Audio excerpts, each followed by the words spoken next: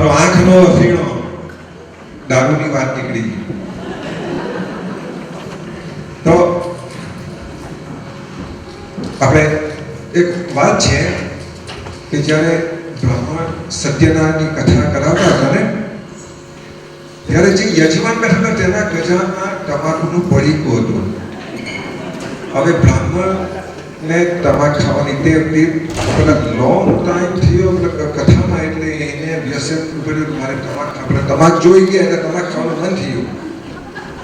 તો હવે કહેવાય કેવી રીતે યજમાનને સંસ્કૃતમાં શ્લોકમાં વાત કરે કે ભાઈ તમે અહીંયા પૂજામાં બેઠેલા છે, દાન કરો પણ તમાકુનું દાન તો બહુ મહત્વનું દાન છે.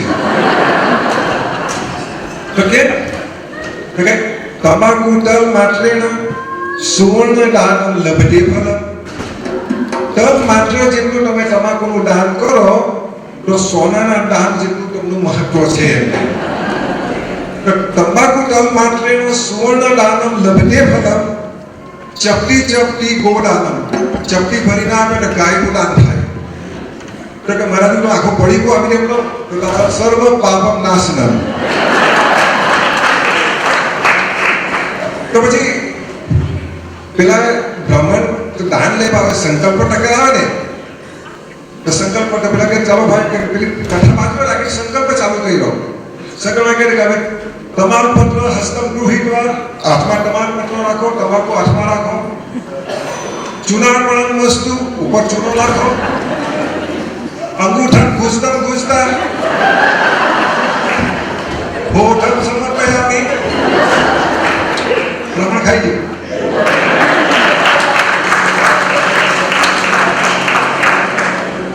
તો એકવાર કાછિયાવાડી દરબાર કહેવાય ને, તે દરબારી એક બ્રાહ્મણ ગયા. તે બ્રાહ્મણને શરદી બહુ થયેલી. તો પેલા દરબારને કહે કે બહુ શરદી થયેલી છે, બહુ મથાવે છે. તો દરબાર કહે એક ગ્લાસ પાણી નહીં ભાઈ શરદી વહી જશે એમ કહે. તો પેલું કે ના ભાઈ હું બ્રાહ્મણ, મારાથી દારૂ નહીં પીવાય. તો અઠવાડિયા 10 દિવસે પાછો મળ્યો. તો પેલા દરબાર પૂછે કે શરદીનું શું થયું? અરે નથી વહી જતી. કારણ પેલો દરબાર કહે ભાઈ તમે પીવું, એક ગ્લાસ પીવું તમારી શરદી વહી જશે. તો પેલો કે ના ખાતરી હું, અરે મારી 100 વીઘા જમીન વહી ગઈ. શરદીમાં શું છે? આગળ જે મેં ગીત ગાયું રાજા ભરથરીનું, એના 4 જુગ બતાવેલા, 4 જુગ મારાણી તો છતાં પણ રાણી હાથે નહીં આવી.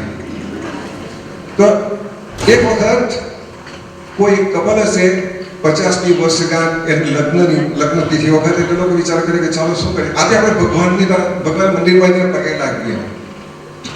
તો મંદિરે ગયા તો પેલા બેનને ઉતારે કે પેલા કે ભાઈ હમણાં ઘા પાકર ના હોતો અંદર જા. એટલે પેલી બેન જઈને ભગવાનને પ્રાર્થના કરતી હતી. પ્રાર્થના પૂરી થઈ એટલે પેલા ભાઈ હોતા આવી ગયા એટલે ભાઈ પ્રાર્થના કરી. પ્રાર્થના કર્યા પછી બનવા જો એવું થયું કે મંદિરમાં શોર્ટ સર્કિટ હોય એટલે જે પાવર કનેક્ટ લૂઝ પાવર હોય ને ત્યાં ઓછીતા પેલા ઢોલ લગાડવા આવ્યા. એટલે પેલા કે નક્કી ભગવાને અમારી પ્રાર્થના સાંભળી. એટલે પણ બહાર નીકળ્યા તકલી છું. પેલી બેન બહુ ખુશમાં આવી. તો કે તું કેમ બહુ ખુશમાં? હું પ્રાર્થના કરી તું એમ. મેં એમ કહ્યું કે ભગવાન આ મારા હસબન્ડ એટલા સારા છે, ઘરનું બધું કામ કરે, મારે કરવા જ નહીં પડે. મારી માટે ચા બનાવે, મારી માટે નાસ્તો બનાવે, બધું કરે. આવો પતિ મને 7 જન્મ માટે આપજો. એટલે પેલા પતિને કહે કે પત્ની પૂછે પતિને તમે ભગવાન અમારો છેલ્લો જન્મ રાખજો. હવે એક ઇન્ટેલિજન્ટ જોક છે, કેટલાને ખબર પડે મને ખબર પડે, ધ્યાનથી સાંભળો. આજે સંજય દત્ત જે લગેરો મુન્નાભાઈ બનાવેલું તમે જોયું હશે. ગાંધીજી આવતા છે, ગાંધીજી જોડે વાત કરે છે. તો એ લાઇબ્રેરીમાં બેઠેલા હતા ત્યારે મુન્નાભાઈ અગાડી ગાંધીજી આવીને વાત કરે કે એ મુન્નાભાઈ મારી એક વાત છે, મારી એક કમ્પ્લેન છે. તો બોલો બાપુ શું કમ્પ્લેન છે? તો કે આખું ભારતને મેં આઝાદ કરાવ્યું, ભારતની આઝાદીમાં હું કેટલો લડ્યો ને મને આ મારું પુત્ર કંઈક લાકડી આપીને ઊભો રાખ્યો. આ ઝાંસીની રાણીને ઘોડો આપ્યો, રાણા પ્રતાપને ઘોડો આપ્યો, શિવાજીને ઘોડો આપ્યો અને મને લાકડી લઈને ઊભો રાખ્યો. જા તું મારી ઘોડાની સગવડ કર. એટલે એ તો દિલ્હીમાં રાજસભામાં ગયો, એમાં લાલુ પ્રસાદ યાદવ મને ખબર, તેને વાત કરી કે લાલુ પ્રસાદજી આવું થયું, ગાંધીજી ઘોડો માંગે, શું કરીએ? તો ચાલ મને બતાવ. એટલે એ ગાંધીજી હતા, લાઇબ્રેરીમાં બેઠા હતા, પેલા ગાંધીજી આવ્યા. ગાંધીજી હું પેલા ખબર, એલા મુન્ના ભાઈ, તને મેં ઘોડો લેવા મોકલેલો.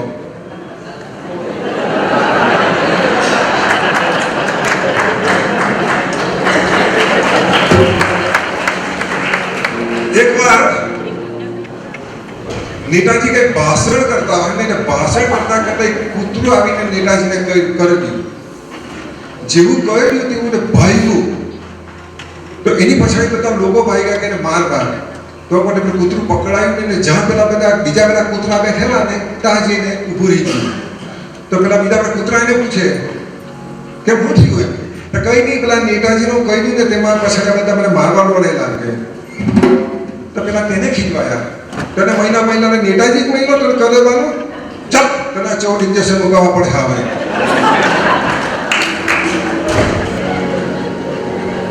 આજે રમતગમતની વાત કરી તમને એક વાત યાદ આવી. જ્યારે આપણે જે ક્રિકેટ રમાય ને એમાં લેડીઝની ક્રિકેટ રમાય.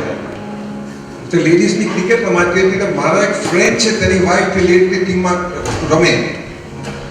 તો એ લોકોએ દાવનો બહુ રન બનાવ્યા કે જ્યારે દાવ આપવા બેઠા ત્યારે પેલા લોકો એટલા રન માર્યા કે હારી જવાની તૈયારી.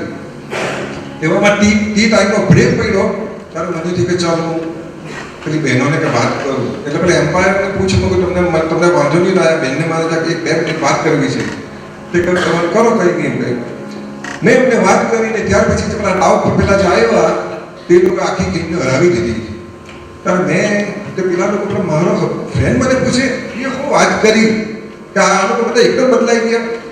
મેં એ જ વાત કરીને કે હમણાં જે દાવ લે છે તમારી સાસુ છે એમ માનીને પોલિંગ કરો. એને પેલા જીતી ગયા.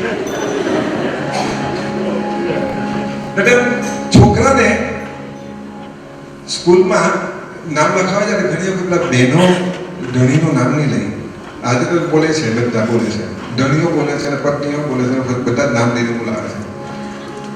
તો પેલા ટીચરે પૂછ્યું કે ભાઈ છોકરાનું નામ શું? તો છોકરાનું નામ લખાયું. ટીચરે પૂછ્યું કે ભાઈ એમના બાપાનું નામ શું? તો પેલી બેન બોલે જ નહીં. તો પેલા છોકરાને પૂછ્યું એના બાપનું બોલતી? ના. તો પછી છેલ્લે પેલી બેને કહે કે ટોણગંજી પ્લસ ટોણગંજી. પેલો કે બાજુ કહે છગનજી.